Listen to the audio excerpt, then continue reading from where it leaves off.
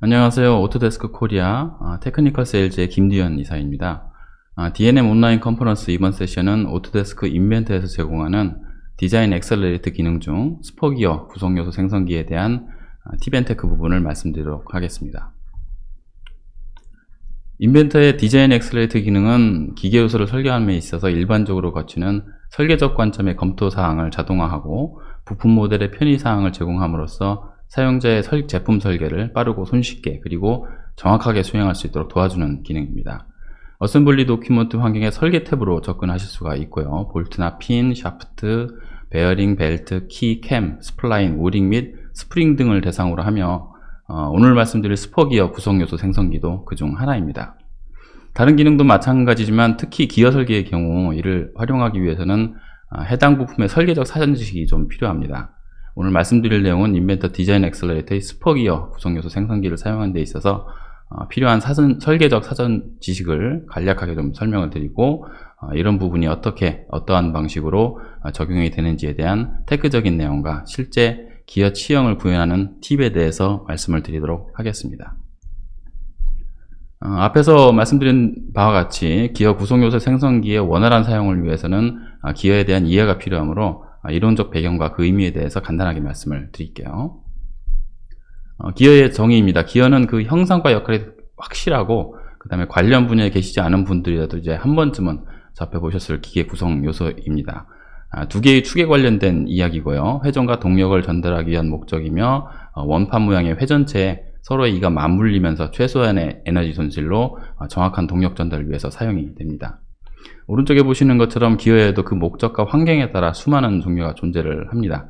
이번 세션은 가장 접하기 쉬우며 또 부품에 대한 이해를 목적으로 하니까 스포 기어와 헬리컬 기어를 대상으로 최소한의 용어와 그 의미를 말씀드리도록 하겠습니다. 먼저 기어비입니다. 기어를 사용하는 주 목적 중에 하나죠. 일반적으로 이제 큰 기어와 작은 기어가 한 쌍을 이루어 구동이 되고 또 큰 기어의 이수를 작은 기어의 이수로 나눈 값을 기어비라고 합니다. 이때 작은 기어를 피니언이라 하고 큰 기어는 그냥 기어라고 칭하게 됩니다.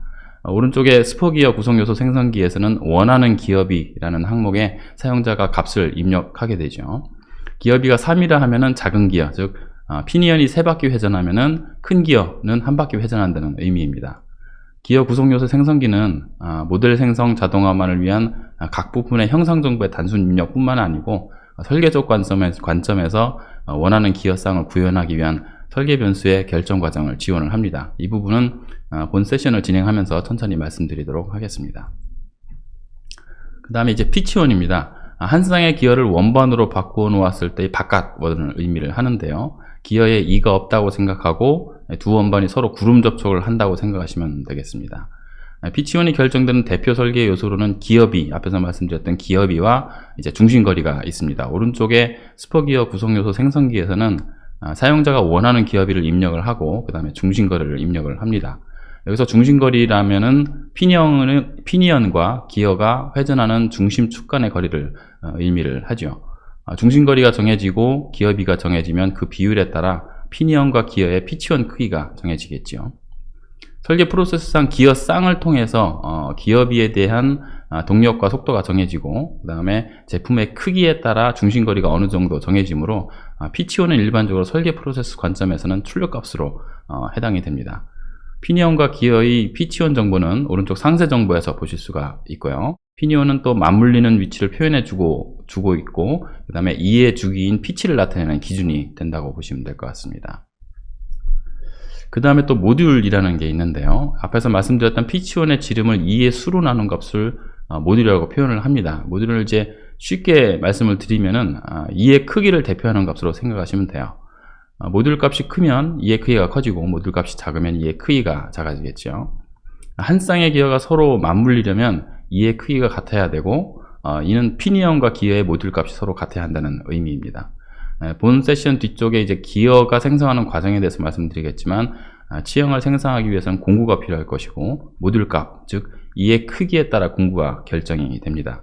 따라서 일반적으로 사용하는 표준 기어 모듈이 어느 정도 정해져 있습니다만은 표준 모듈이 아닌 경우라도 공구를 주문 제작해서 가공하는 것이 가능합니다. 가능하면은 표준 모듈을 사용하는 것이 공구를 주문 제작하지 않게 되어 제품의 원가 상승 요인을 배제할 수 있도록 설계하는 것이 좋겠죠. 오른쪽에 스포기어 구성요소 생성기에서는 모듈 값이 입력할 수 없는 출력 값으로 나타나고 있습니다만, 필요한 경우 입력할 수 있도록 또 할 수가 있습니다. 오른쪽 스포기어 구성요소 생성기를 보시면 압력각이라는 항목이 있어요. 압력각은 작용선의 각도를 의미를 하는데요. 피니언과 기어이가 서로 맞물리면서 힘을 전달하는 과정을 생각해 보시면은 접촉되는 점이 회전에 의해서 이동을 하게 되는데, 이 접촉점의 이동 경로를 작용선이라고 합니다. 작용선과 압력각의 정의가 좀 복잡합니다만, 작용선은 접촉점의 이동에 의해서 그려지는 선을 의미를 하고, 압력각은 이 작용선이 얼마나 기울어져 있나를 나타내는 값입니다. 일반적으로 압력각은 20도를 사용하고요. 특수한 경우에 이 값을 변경하기도 합니다. 압력각은 본 세션 뒤쪽에 설명하는 기어가 생성되는 과정과 밀접한 관계가 있으며, 치형 검토에 있어서도 중요한 역할을 합니다. 지금까지 기업이 피치원 모듈 그리고 압력각 4가지에 대해서 말씀을 드렸어요. 이는 기어 설계에 있어서 기본적이면서도 매우 중요한 용어 개념입니다. 그래서 다만 스포기어 구성요소 생성기에서 사용되는 값이 몇 개 더 있는데요. 오른쪽 스포기어 구성요소 생성기에 이납이라고 있죠. 요 부분은 그냥 치폭을 의미를 합니다. 말 그대로 2의 납이니까 입력한 값에 따라 모델이 생성이 되겠죠. 그 다음에 스포기어 구성요소 생성기의 하단에 보시면 이끝 높이와 틈새, 그 다음에 루트 목각기가 있습니다. 단위를 보시면 UL, 즉 유닛 리스라는 항목의 단위가 없는 개수로 이제 표현이 되는데요.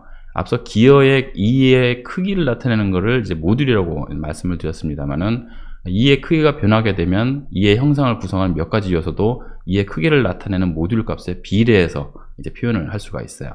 그래서 이 끝 높이는 피치원을 기준으로 얼마큼 높이 이 끝이 있는가를 나타냅니다. 보통 1모듈, 즉 모듈 값과 같이 가져가고요.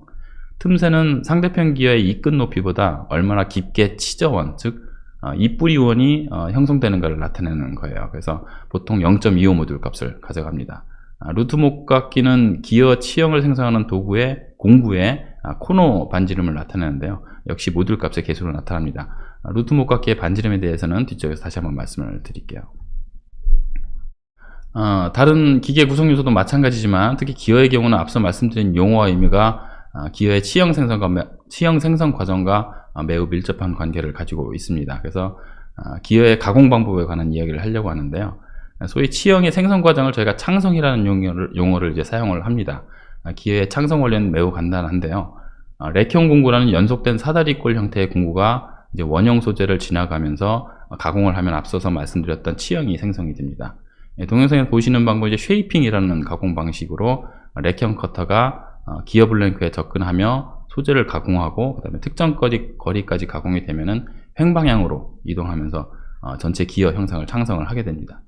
또 다른 방법은 호빙이라는 가공 방법이 있는데, 앞서 렉형 커터의 이동 및 가공 과정을 연속적으로 수행할 수 있도록 커터를 제작해서 회전 가공하는 것으로 동일한 창성 원리를 가지고 있습니다. 이러한 가공 형성을 다시 생각해 보시면 결국 렉형 공구의 형상에 따라서 기어 치형이 결정된다는 것을 알 수가 있는데요. 사실 렉형 공구의 형상을 결정짓는 요인으로는 대표적으로 압력각하고 루트 못따기 정도밖에 없어요.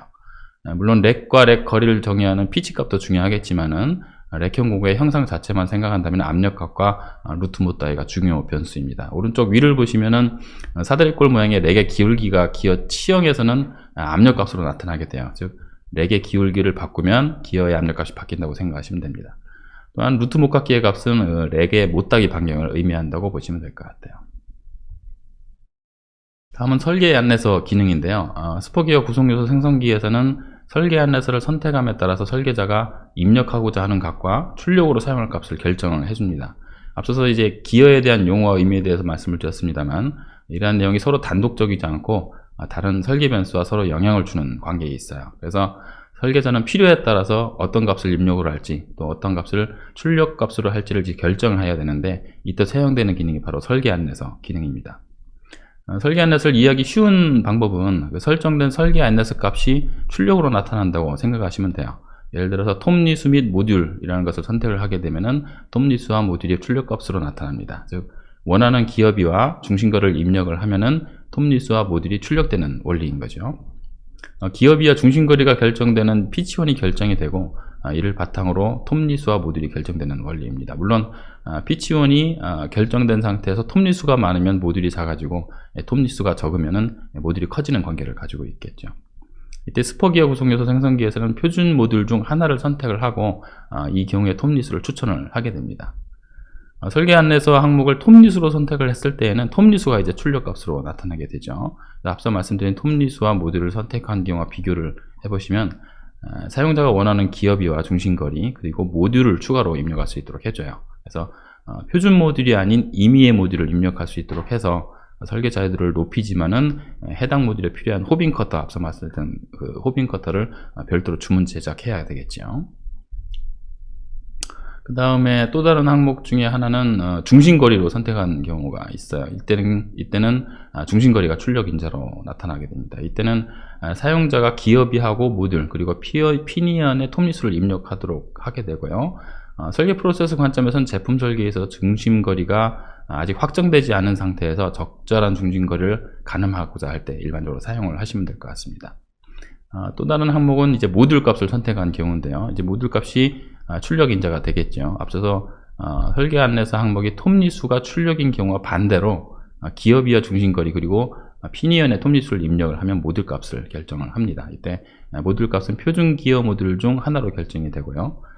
표준 기어 모듈이 모든 값을 만족하지 않는 경우가 있습니다만은 이런 현상에 대한 보정 방법은 뒤에서 따로 설명을 드리도록 하겠습니다. 앞서서 말씀드린 설계 안내서 기능을 이용하면 사용자가 높은 자유도로 이제 기어 설계를 진행할 수 있는 것 같이 생각이 되지만 막상 기어 설계를 실제로 진행해 보면 몇 가지 제약 사항이 존재를 하게 됩니다. 설계 자유도의 제한이라는 항목의 장표를 좀 만들어 봤는데요. 일단 기어 설계 시 일반적으로 중심거리가 한정된 경우가 많아요. 중심거리는 피니언과 기어의 관계에서 두 축 간의 거리를 나타내는 것으로 일반적으로 기어 케이스에 홀을 생성해서 회전축을 지지를 해야겠죠. 즉 중심거리가 크다는 얘기는 이를 지지할 수 있는 기어 케이스가 커진다는 의미로 제품의 크기가 커진다는 의미가 됩니다.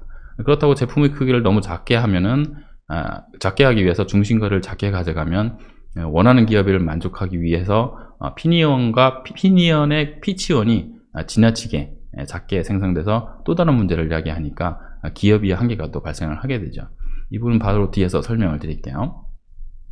그렇다고 중심거리를 너무 단순 출력값으로 잡게 되면 뭐 수치적으로 1, 2, 3.456 뭐 이런 식으로 나타내는데 이는 정확한 중심거리를 만들기 위한 홀 가공을 어렵게 만들고 또 이게 만들어지더라도 이후 품질 검사를 어렵게 하는 단점이 또 있어요. 이런 몇 가지 사유로 중심거리는 어느 정도 결정된 상태에서 기어 설계가 시작된다고 보시면 될 것 같습니다. 두 번째 설계 자유도의 제한 항목으로는 사용자가 입력하는 기어비는 원하는 기어비예요. 여기서 기어비는 실수로 입력이 되지만, 그러니까 실수와 정수의 그 실수로 입력이 되지만 실제 기어의 이수는 정수로 정해진다는 것입니다. 당연한 이야기이지만 피니언과 기어의 이수 비에 따라 기어비가 정해지니까 원하는 기어비를 항상 만족할 수는 없어요. 화면에 스포기어 구성요소 생성기를 살펴보시면 원하는 기어비는 3.123으로 실수로 입력을 해도 실제 기어비는 오른쪽 결과론에서 보시는 것처럼 3.210으로 나타나는 이유가 되겠죠.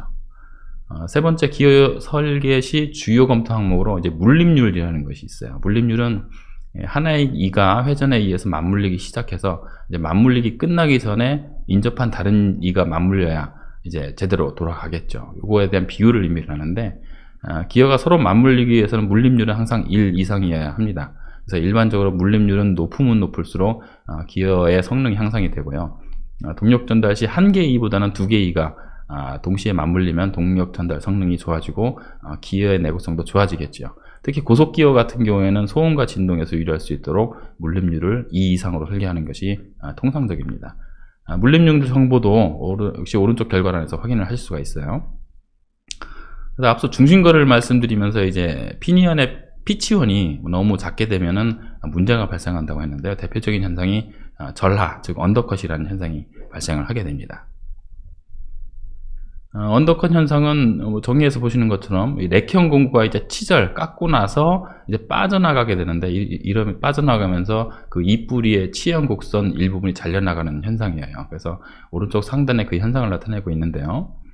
피니언의 피치온이 작고 모듈이 크면은 이러한 현상이 나타나고 이는 기어의 수명에 치명적으로 영향을 미칩니다. 따라서 언더컷이 나타나지 않는 최소한의 이해 개수가 존재를 하고 스포기어 구성요소 생성기에서는 이러한 현상이 나타나는지 여부를 나타내줘야 그래서 설계자가 이를 알 수 있도록 도와주는 기능이 있습니다. 불가항력적으로 피니언에 이런 언더컷이 나타날 수밖에 없는 경우도 있어요. 하지만 여기에서는 이를 보정할 수 있는 방법도 있습니다. 일반적으로 저희가 전위기어라는 것인데요. 아까 렉형 공구가 기준 피치온보다 바깥쪽으로 약간 이동해서 깎게 되면은 덜 깎이게 되겠죠. 이런 방식을 사용을 해서 언더컷을 피하는 방법도 있어요. 오른쪽 하단에 그 방법을 좀 나타내고 있습니다. 스포기어 구성요소 생성기에서는 이러한 부분을 단위정정이라는 항목에 이제 표시를 하고요. 역시 모듈을 기준으로 해서 표시를 함으로 전위계수라고 칭합니다. 전위계수를 적용하는 경우는 앞서 언더컷 현상이 발생할 때 치형 보정을 위해 사용하기도 하고 또 한 쌍의 기어의 중심거리가 수치적으로 딱 맞아떨어지지 않을 때 중심거리를 조정을 위해서 사용을 하기도 합니다. 화면의 스포기어 구성요소 생성기의 경우 원하는 기어비가 3이고 중심거리가 91인 경우 실제 기어비는 3.05로 계산이 되지만 중심거리가 딱 맞아떨어지지 않아서 전위계수를 0.053 적용을 줘서 계산을 해주고 있습니다. 기어 구성요소 생성기 사용 방법입니다. 다분히 앞에서 이제 이론적 내용하고 설계 특성을 말씀드리다 보니까 좀 지루하실 것 같은데요. 기어 설계의 필수적인 항목이니까 추후라도 필요하시면 참고하시면 될 것 같습니다. 이번에는 기어 구성요소 생성기를 사용하는 방법에 대해서 말씀을 드리겠습니다.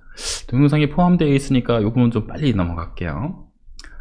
기어 구성요소 생성기는 그 어셈블리 도큐멘트에서 구동이 돼요. 먼저 조립품을 생성하고 저장을 합니다. 설계 탭에서 전동 패널에 스포기어 기능을 실행을 하시고 창이 하나 나타나는데 공통 영역과 기어 1, 2 영역 그리고 메시지 영역으로 구성이 되어 있습니다. 공통 영역을 설계 안에서는 톱니수 및 모듈을 선택을 하시고 이 얘기는 이제 톱니수하고 모듈을 출력값으로 하겠다는 의미겠죠. 그 다음에 기어비는 3, 중심거리 90, 압력각 20, 나선각 0 정도랍니다. 여기서 나선각은 헬리컬 기어 설계 시 적용이 되는데 조금 뒤에 설명을 드릴게요. 그 다음에 하단의 기어 1, 2 영역으로 공통으로 구성 요소를 선택을 하시고 인하비는 20으로 합니다. 계산 버튼을 눌러 모듈 값을 확인을 하시고 확인 버튼을 누르시면 돼요. 생성할 스포 기어 서브 어셈블리에 피니언 그 다음에 기어가 저장될 파일 명명창이 나타나요. 확인을 선택하시고 그래픽 영역을 선택하시면 피니언과 기어 모델이 생성이 됩니다. 이때 기어 치형을 살펴보면 간섭 부분이 좀 보이는데 이는 스포 기어 구성요소 생성기를 통한 모델이 간략하게 표현이 되기 때문이에요. 그래서 간략하게 표현되는 이유는 뭐 1차적으로 인벤터의 그래픽 성능 향상을 위함이고요. 부가적으로는 기어 설계에 있어서 볼트나 스크류처럼 표준화되고 규격화된 기어는 치형 검토가 불필요하겠죠. 그래서 그 의미가 없기 때문입니다. 예를 들어서 왕구에 사용되는 일반 전동용 기어가 그 예가 될 수 있겠는데요. 차량용 변속기 등의 고부하를 다루는 경우는 치형 검토가 필요하겠죠. 이것도 역시 치형 검토에 대한 부분 뒤에서 다시 한번 말씀드리도록 하겠습니다. 예, 동영상을 좀 살펴보시면 될 것 같아요. 예, 새로 만들기에서 조립부품을, 그러니까 어셈블리 도큐먼트를 생성을 하게 되죠. 일단 한번 저장을 해주셔야 저희가 원하는 기능을 사용할 수가 있습니다. 그래서 예를 들어서 테스트 기어 세이라고 이때 저희가 저장을 하게 되고요. 그 다음에 이제 설계 탭에 들어가셔서 스포 기어 하는 걸 선택하시면은 스포 기어 구성요소 생성기라는 창이 나타나게 돼요. 앞서 말씀드렸던 설계 안내서 톱니수 및 모듈로 설정을 하고 원하는 기어비는 3, 중심거리 90으로 저희가 입력을 하겠습니다. 그 다음에 압력각 20도 그냥 놔두시고 나선각도 0도로 갈게요. 인하비는 기어 1하고 2 부분의 구성 요소라고 선택을 해주시고 그 다음에 인하비는 20으로 하고 계산 버튼을 누르시고 확인 버튼을 누르면은 이제 모델이 생성되니까 어디다 저장할 것이라는 그런 창이 나타나게 되겠죠. 그래서 화면을 선택해주면 이렇게 만들어져요. 되게 간단하죠. 그래서 앞서 말씀드렸던 약간 좀 치형이 간략화된 형상으로 이렇게 나타나게 되는 그런 부분을 보여주고 있습니다. 이번에 기어가 구동되는 간단한 형상의 기어 프레임 모델을 생성을 해볼게요. 신규 파트를 추가하고 스케치를 생성을 합니다. 뭐 직경 10 정도 주시고 거리가 80, 원 2개를 생성을 하시고 돌출 명령을 이용해서 방향은 대칭이고 거리 A를 100으로 해서 기어 프레임을 생성을 합니다. 그 다음에 좀 아까 이제 저희가 스포기어 서브 어셈블을 만들었죠. 저희가 기능을 이용해서 생성을 하게 되면은 기본적으로 고정 조건이 적용되어 있어요. 저희가 이제 돌려봐야 되기 때문에 기어 프레임에 기어 세트를 조립하기 위해서는 스포기어를 오른쪽 버튼을 클릭하시고 고정을 선택해서 해제를 하시고, 반대로 기어 프레임은 오른 클릭하시고 나서 고정을 선택하면은 고정 조건을 적용을 하게 되는 거죠. 기존의 스포기어 중심거리는 90이었어요. 그 다음에 새로 생성한 기어 프레임의 중심거리는 80입니다. 새로운 중심거리에 맞게 기존 기어 세트를 수정하기 위해서 스포기어 오른 클릭을 하시고 디자인 엑셀러레이터를 사용하여 편집이라는 메뉴를 선택하시면 됩니다. 스포기어 구성요소 생성기 창에서 중심거리를 80으로 직접 입력을 해도 좋은데 기어 프레임과의 위치될 때 수정을 해야겠죠. 그래서 기어 1의 원통형 면 버튼을 선택하고 나서 기어 프레임의 하단축을 선택을 하고, 동일하게 기어 2의 원통형 면 버튼을 선택하고 나서 기어 프레임의 상단축을 선택을 합니다. 인벤터 입장에서는 두 개의 축을 선택을 했기 때문에 스포기어 구성요소 생성기에서는 중심거리가 기존 90에서 80으로 자동이 변환이 돼요. 계산 버튼을 누르면 새로운 중심거리 80에 맞도록 모듈이 2.25에서 2mm로 설정이 됩니다. 확인 버튼을 누르면은 이제 업데이트가 되죠. 그래서 기존 기어 세트가 기어 프레임의 위치와 변경된 중심거리에 맞게 형상이 업데이트가 되고 있어요. 이와 같이 설계자는 매우 간단한 과정을 거쳐서 기어 세트를 생성하고 수정할 수가 있습니다. 그래서 앞서 기어 세트 생성의 구성 요소를 선택하고 설명을 안 드렸는데 총 3가지 옵션을 제공을 합니다. 먼저 구성 요소는 데모에서 보였었던 것처럼 신규 구성 요소를 나타내는 방법을 제공을 하고요. 따라서 기어 세트가 저장될 서브 어셈블리와 피니언의 기어 모델이 저장될 파일 명령창이 나타나게 되는 거고요. 피처를 선택했을 경우에는 원반영 모델이 이미 있는 경우 이를 선택을 하면 간략화된 취향을 생성을 해줍니다. 이때 원반영 모델은 사용자가 만들어줘야 되고요. 이끄던보다는 좀 크게 만들어주셔야 돼요. 모형 없으면 말 그대로 모형이 없는 거예요. 스포기어 구성 요소 생성기에서 결정된 기어 세트의 계산적 정보만을 보관하고자 할 때 사용을 합니다. 그러니까 모델은 생성되지 않고 개념 설계 시 수치적 검토 작업이 지속적으로 진행될 경우 사용하시면 돼요. 물론 수정 기능을 사용해서 구성 요소 또는 피처 등을 선택해서 모델을 추가로 생성하실 수도 있습니다. 예, 동영상 한번 보실게요. 다음에 저희가 기어 세트를, 그러니까 스포기어 라는 서브 어셈블을 만들었고요.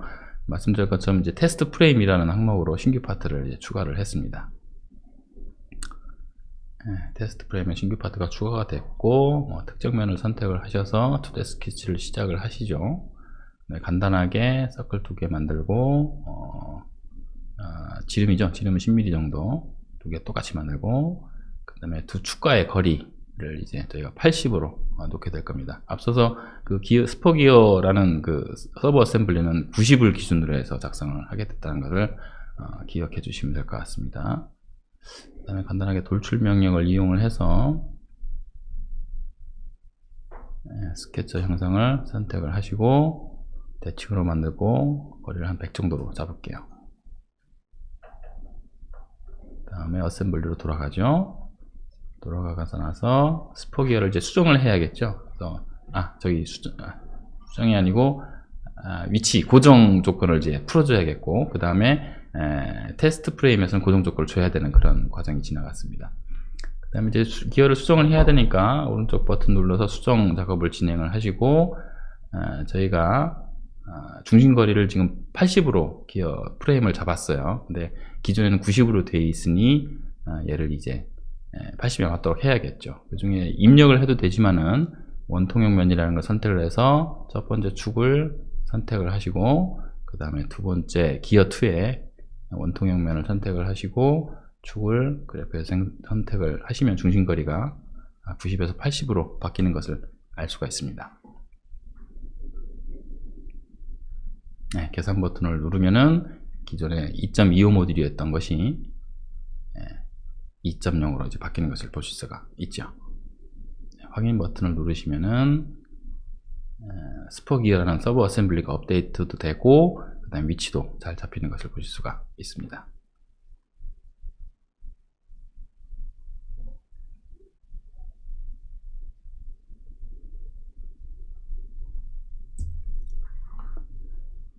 예, 스포 기어 구성 요소 생성기를 통해서 기어 지원이 결정이 되면 부가적으로 이제 많은 정보들이 생성이 되는데요. 일단 창의 오른쪽 프레임을 펼치면 결과창이 나타나며 실제 기어비, 물림률, 그 다음에 기어 원투의 주요 재원이 또 나타납니다. 우측 상단의 결과 버튼을 누르시면 또 HTML 형식으로 기어 설계에 사용된 상세 재원이 나타나서 설계자가 참고할 수도 있고요. 미리 보기 버튼은 별도의 미리 보기 창이 나타나면서 추가 치수와 치형 검토를 위한 탭이 나타납니다. 특히 치수 탭에서는 설계자가 의도한 대로 기어가 제대로 제작되었는지를 검사할 수 있는 각종 검사형 치수 정보가 나타나게 되고요. 다른 탭에서는 피니언과 기어의 맞물림 형상을 직접 볼 수 있는 탭이 나타나게 됩니다. 사용자는 이제 미리 보기 창을 통해서 단순 수치적 검토가 아닌 실제 치형과 관련된 형상 정보를 얻을 수 있어서 치형 검토가 가능한데요. 앞에서 기어 관련 용어의 설명에서도 말씀드린 작용선과 피치원도 보실 수가 있고요. 추가 설명은 드리지 않았지만 기어의 입뿌리를 지나는 입뿌리원, 그 다음에 이선단을 나타내는 입구단, 그리고 작용선과 접하는 기초원도 확인하실 수가 있습니다. 피니언의 경우 기초원이 입뿌리원보다 큰 것을 보실 수도 있고요. 그 다음에 언더컷 현상 발생 여부도 형상을 통해 확인하실 수가 있어요. 다른 탭에서는 렉형 공구와의 관계를 나타내는 피니언과 렉메시, 그 다음에 기어와 렉메시 형상도 확인하실 수 있습니다. 모든 탭 공통적으로 왼쪽 하단의 시뮬레이션 기능을 이용해서 피니언과 기어의 물림, 렉형 공구와 기어의 가공 형상 등을 확인하실 수가 있습니다. 앞에서 이론적으로 말씀드렸던 내용 중 압력각하고 그 다음에 전위계수의 변화에 따른 치형 변화를 미리 보기 창에서 확인할 수 있다고 말씀을 드렸는데요. 왼쪽 상단은 압력각 20, 전위계수가 0일 때 피니언의 형상이고요. 오른쪽 상단은 압력각을 10으로 바뀌었을 때 피니언의 형상입니다. 압력각을 변경하면은 동일 조건이더라도 언더컷 현상이 발생할 것을 눈으로 확인할 수가 있고요. 압력각이 낮으면 물림률이 높아지기는 하는데 이처럼 언더컷 현상이 발생할 수 있는 것을 눈으로 확인할 수 있으니까 치형 검토를 통해 설계 오류를 방지할 수가 있습니다. 단순한 수치적 연산을 통한 기어 설계는 이런 부분이 간과될 수 있겠죠. 왼쪽 하단은 압력각을 그대로 두고 전위계수를 0.5로 주어 덜 깎는 현상을 나타냈어요. 그래서 치뿌리 부분이 두껍게 나타내므로 강성에 유리해는 보이나 치 끝단이 상대적으로 얇게 창성되는 것을 또 확인할 수 있습니다. 오른쪽 하단은 전위계수를 반대로 마이너스 0.5로 줘서 더 각도로 한 형상이에요. 그래서 역시 언더컷 현상이 발생되는 것을 볼 수 있고 전위계수가 부적절한 것을 알 수가 있죠. 이처럼 사용자는 미리 보기 창을 통해서 단순 수치적 검토가 아닌 실제 치형과 관련된 형상 정보를 얻을 수가 있어 설계 오류를 방지하실 수가 있습니다. 앞서 한 쌍의 기어의 중심거리가 수치적으로 딱 맞아떨어지지 않을 때 이제 중심거리 조정을 위해 전위량을 사용한다고 말씀드렸는데요. 좌측의 경우 중심거리가 90으로 원하는 기어비와 실제 기어비가 딱 맞아 떨어집니다. 기어와 피니어의 피치원도 아래 보시는 미리 보기 창에서 보이듯 정확하게 맞물리는 형상인데요. 근데 오른쪽을 보시면은 어쨌든 여러 설계적 사유로 인해서 중심거리를 92로 설정한 경우 원하는 기어비는 3이지만 실제 기어비는 3.0으로 계산돼서 나와요. 말 그대로 딱 떨어지지 않아서 미리 보기 창에서도 나타나듯이 피치원이 서로 맞물리지 않는 그런 상황이죠. 중심거리 조정을 위해서 전위를 적용해야 하는 경우 인데요. 설계자는 얼마의 전위량을 주어야 할지 또 고민하게 되겠죠. 인벤터 스포기어 구성요소 생성기에서는 이러한 경우에 필요한 전위를 계산해서 단위 정정이라는 항목에 나타내 줍니다. 즉 기어 2에 0.4025 전위를 주게 되면은 중심거리를 90으로 조정할 수 있다는 것을 알려주는 것이죠. 미리 보기 창에서 피치원이 서로 맞물리지 않아도 피니언과 기어 A가 서로 맞물리는 이유가 이렇게 전위를 주었기 때문입니다. 물론 전위량의 일부를 기어 1의 단위 정정에 사용자가 직접 입력을 해서 분산 적용하는 것도 가능합니다. 이처럼 전위를 적용해서 중심거리를 조정하고 있는데요. 중심거리 조정 방법이 꼭 전위만 있는 것은 아니에요. 왼쪽 화면 보시면은 확장 영역 중심거리 도달 항목이 톱니 정정으로 설정되어 있어요. 이는 앞서서 살펴보는 것처럼 중심거리를 맞추기 위해서 전이라는 톱니 정정 기법을 이용한다는 이야기인데요. 다른 기법으로는 오른쪽 화면처럼 나선 각도로 설정해 주시면 됩니다. 그래서 전체 단위 정정을 0으로 설정하시고 계산 버튼을 누르게 되면 기어 2의 단위 정정이 0으로 변경되면서 나선각도가 7.908호로 나타납니다. 여기서 이 나선각도는 스포 기어가 아닌 헬리컬 기어를 설계한다는 의미인데요. 비틀린 각이 7.98 정도 되는 헬리컬 기어를 사용하면은 전위를 주지 않아도 기어 세트의 중심거리가 92로 설정된다는 이야기입니다. 아래 치형 검토 부분에서도 피니언과 기어의 피치원이 서로 맞물리는 것을 확인할 수가 있죠. 그래서 스포 기어 구성요소 생성기에서는 중심거리 조정을 위해서 전위를 사용할지 또 나선각도를 사용할지 또는 둘 다 사용할지를 지원을 해주고 있습니다. 다음 장표로 넘어가기 전에 오른쪽 결과창에 기업이 아래 입실론으로 표시된 물림률을 살펴보시면은 1.59 정도에서 2.03으로 좀 늘어난 것을 보실 수가 있습니다. 스포 기어하고는 달리 헬리컬 기어는 기어 축의 중심선에 대해서 각을 형성하고 있는 기어로 이제 정의가 되는데요.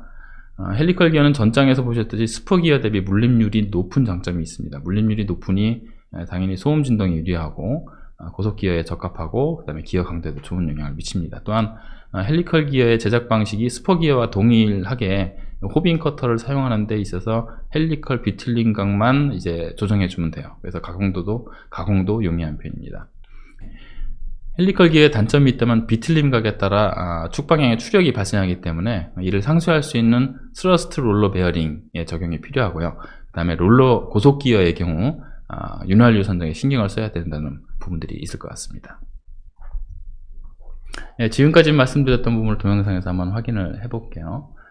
디자인 엑셀러레이터를 이용해서 편집을 선택을 하시고 아까 보셨던 창이 나타나죠. 그 다음에 스플릿 바라고 되어 있는 것을 선택을 하시면 오른쪽에 이제 결과 창이 좀 더 보여지게 됩니다. 그 다음에 오른쪽 위에 있는 결과라는 버튼을 누르시면은 보시는 것처럼 HTML 파일로 기어 설계하는 데 있어서 입력한 값은 물론 그로 인해서 파생되는 값, 계산된 값들도 다 보여주게 돼요.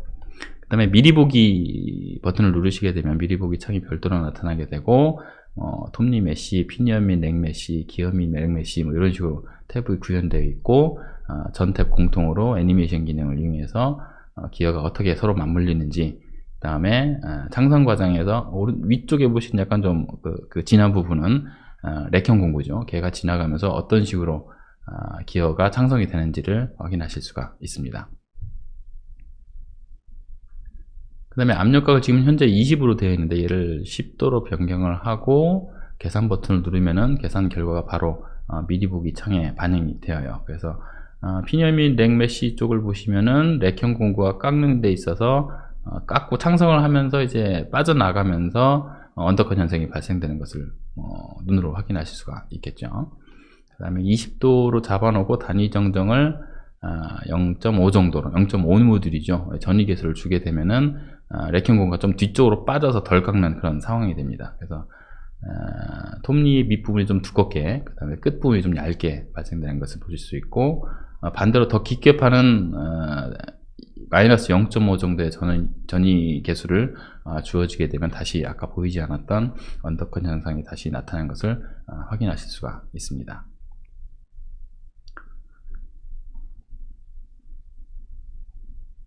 테스트 프레임을 저희가 다시 한번 수정을 좀 할게요.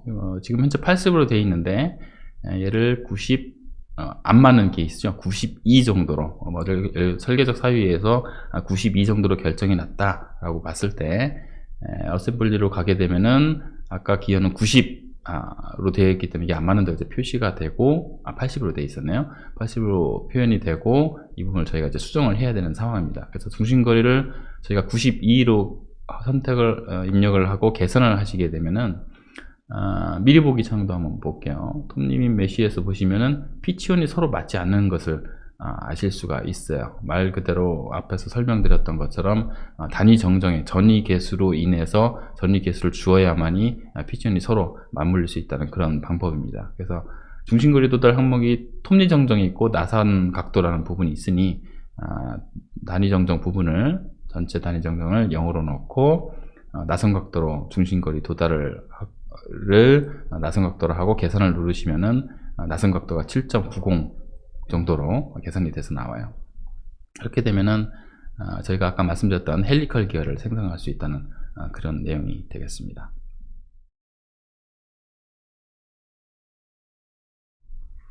예, 지금까지 기어 설계에 필요한 일반적 용어와 의미, 그 다음에 스포 기어 구성요소 생성기를 사용하는 방법, 그 다음에 취향 검토에 대해서 살펴봤습니다. 실 기어 설계를 위해서는 좀 더 많은 내용이 이제 검토를 돼야 되고, 그 다음에 의미 분석이 이제 필요하겠으나, 스포 기어 구성요소 생성기를 사용함에 있어서 본 세션이 어느 정도 도움이 되리라 생각을 합니다. 이번엔 팁 항목으로요, 기어의 실제 취향 구현에 대한 내용이에요. 가끔 고객사분들 중에서 실제 기어 취향을 어떻게 구현하느냐에 대해서 문의하시는 분들이 계시는 관계로 마련을 해보았습니다. 인벤터에서 실제 기어 취향 구현 방법은 매우 간단합니다. 스포 기어 구성 요소 생성기로 기어를 생성을 하시고 나서 오른쪽 클릭하시면 톱니 쉐이프 내보내기 메뉴를 선택하시면 돼요. 톱니 쉐이프 내보내기 창이 이제 나타나게 되는데, 피니언 또는 기어를 선택하시고 공차 슬라이드를 조정합니다. 여기서는 공차의 의미가 실 기어 취향하고 수치적 곡선과의 편차를 나타내는데, 인벤터의 퍼포먼스 향상을 위한 옵션으로 보시면 됩니다. 도구 전이 조정 항목이 있는데요. 그래서 백래시를 설정하는 부분이 있어요. 백래시는 기어가 원활하게 맞물려 돌아가기 위해서 필요한 최소한의 간격으로 이해하시면 됩니다. 기어를 이제 가공하는 데서 나오는 공차나 그 다음에 열 처리도 필요하게 되는데, 열 처리란 변형, 그것을 좀 고려를 하고, 그 다음에 사용되는 윤활유의 유막 형성을 위한 간격으로 보시면 됩니다. 너무 작으면 이제 미세 간섭으로 원활한 회전이 되지 않고, 너무 크면은 구동 충격이나 소음이 발생할 수 있기 때문에 적절한 값이 주어져야 하겠죠. 일반적으로 일반 백래시, 번역 오류가 좀 있긴 한데요. 영어로 이제 노멀 백래시 값을 입력을 하면은 이를 구현하기 위한 전이량도 자동으로 계산을 해줘요. CAD의 특성상 아이디어란 상황이기 때문에 여기서는 0을 사용을 합니다. 확인 버튼을 누르면 별도의 파트 도큐먼트가 생성이 되면서 기어 취향이 포함된 원반영 모델이 생성이 됩니다. 스포 기어의 경우 스케치에 생성된 취향을 돌출 명령으로 이제 원본에서 제거하면 실제 취향이 나타나도록 돼요. 근데 여기서는 헬리컬 기어의 취향 생성 방법에 대해서 알아볼 거기 때문에, 스케치를 일단 들어가 보시면 몇 개의 원이 있는데요. 이 중에 피치원이 존재를 하고 구성 상태로 되어 있습니다. 이를 선택을 해서 구성 상태를 비활성화하면은 실선으로 표현이 되겠죠. 피치원을 돌출 명령어를 이용해서 곡선 생성 모드로 피치원 곡면을 생성하시면 됩니다. 생성된 피치원 곡면과 접하는 평면을 이제 생성해야 되는데요. 곡면에 접하고 평면의 평행인 명령어를 이용을 해서 기준면을 XZ 평면으로 하고, 접하는 곡면으로 앞서서 생성한 피치원 곡면을 선택하여 평면을 생성하시면 됩니다. 평면이 생성됐으니까 스케치를 이제 생성을 해야 되는데요. Z축과 오른쪽으로 헬릭스 각을 가진 직선을 생성을 합니다. 이때 헬릭스 각은 톱니 쉐이프 내보내기 기능에 의해서 파라미터로 이미 저장이 되어 있어요. 따라서 매개 변수를 선택해서 지정을 하시는 것이 편리하겠죠.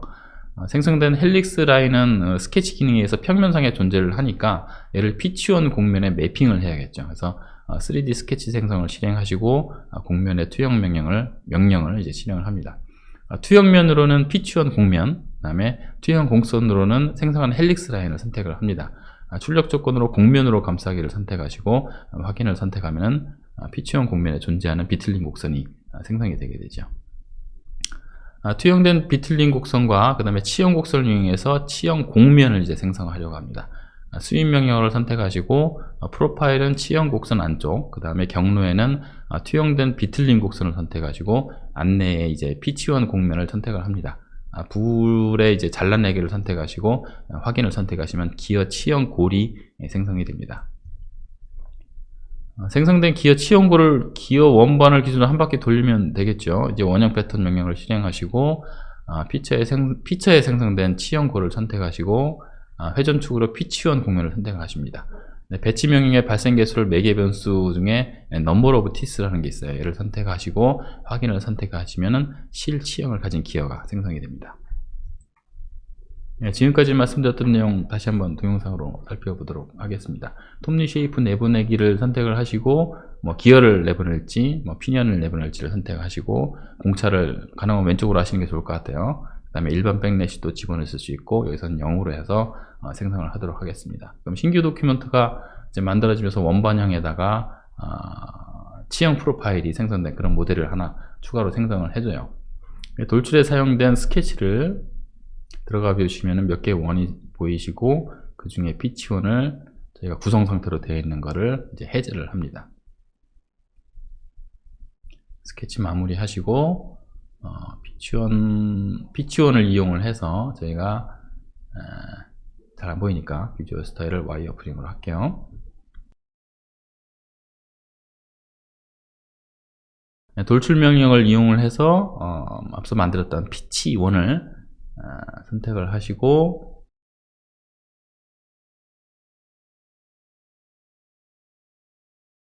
그 다음에 반대쪽으로 방향을 바꾸셔야죠. 그 다음에 전체 관통으로 하시고 확인을 버튼을 누르시면은 피치 공면이 선택이 생성이 됩니다. 피치 원을 이용해서 피치 공면을 지금 만든 그런 상황이에요. 그 다음에 평면 명령어 중에서 공면에 접하고 평면의 평행이라는 명령을 이용을 해서 기준 평면은 XZ 플랜 선택을 하시고 그 다음에 접하는 공면은 피치 공면이 되겠죠. 선택을 하시면 플랜이 하나 생성이 됩니다. 이 플랜을 기준으로 저희가 헬릭스 라인을 만들어야 되기 때문에 스케치를 하나 만드셔서 라인을 하나 그어 주시면 되겠죠.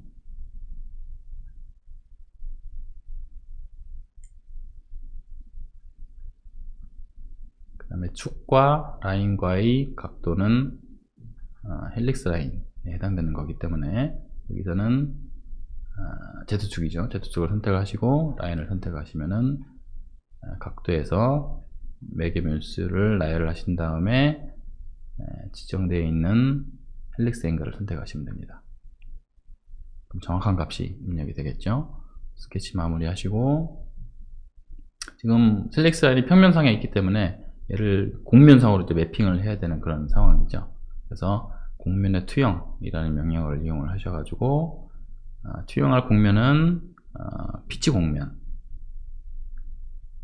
그 다음에 투영될 곡선은 평면상에 있는 헬릭스 라인을 선택을 하십니다. 그 다음에 공면으로 감싸기를 선택하시고 확인을 누르시면은 헬릭스 앵글이 피치원 공면상에 반영이 돼서 투영 곡선이 나타나게 되겠죠.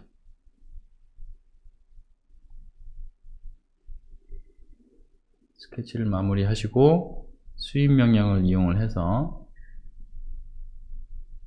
프로파일을 선택을 하시고 경로 쪽에 투영된 헬릭스 공면을 선택을 하시고 그다음에 방향은 패러렐하게 옵션을 선택을 하시고 가이드 안내에 해당되는 부분들은 원통형면을 선택하시면 되겠죠. 피치 공면을 선택하시면 되겠죠. 불은 잘라내기로 선택하시고 확인을 누르시면은 이렇게 치형을 포함한 골이 이제 생성이 되게 됩니다.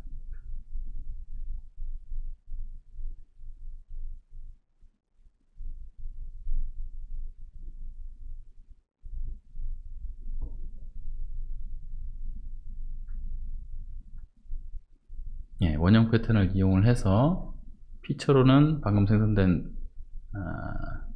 치형의 골을 선택을 하시고 그 다음에 회전축은 원통을 선택하신 다음에 배치는 개수가 이제 들어가야겠죠. 2의 개수가 들어가야 되기 때문에 Number of Teeth라는 매개변수를 선택하시고 확인 버튼을 누르시면은 기어가 생성되는 것을 보실 수가 있습니다. 실제 치형이 이제 반영된 기어라고 보시면 될 것 같아요.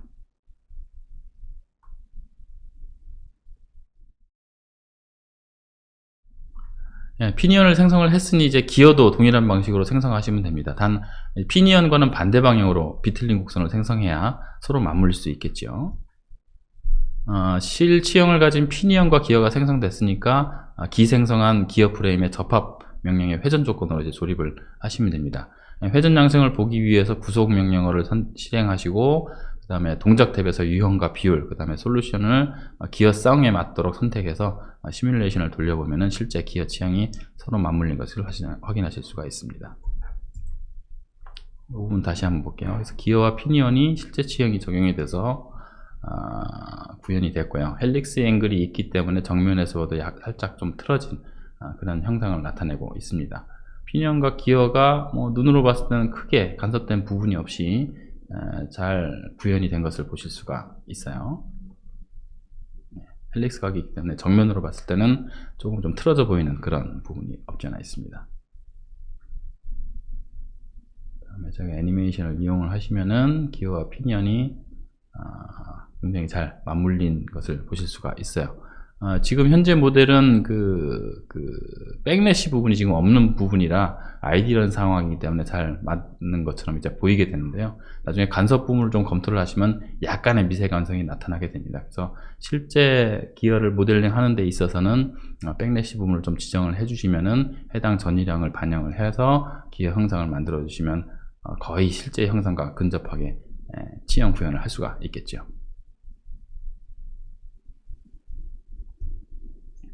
지금까지 오토데스크 인벤터에서 제공하는 디자인 엑셀러레이터 기능 중에 스퍼기어 구성요소 생성기를 이용해서 기어 설계에 필요한 일반적 용어, 그 다음에 의미, 그 다음에 사용되는 방법과 치형 검토, 실치형 구현 방법 등에 대해서 좀 알아보았습니다. 본 세션에서는 언급되지는 않았으나 이제 단순히 형상적 설계 검토뿐만이 아니고 기어의 강도, 필요 한계, 수명 등을 계산하는 기능들도 지원을 해줘요. 이는 오토데스크 인벤터 디자인 엑셀러레이터가 단순 이제 3D 모델링 도구가 아니고 실제품 설계에 직접적으로 도움을 주는 제품 개발 도구임을 의미를 합니다.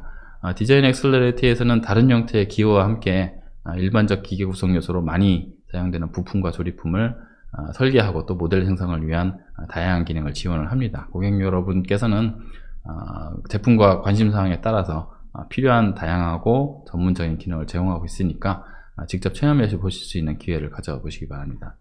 지금까지 스포기어 구성 요소 생성기에 대한 팁앤테크 부분을 말씀드렸습니다. 감사합니다.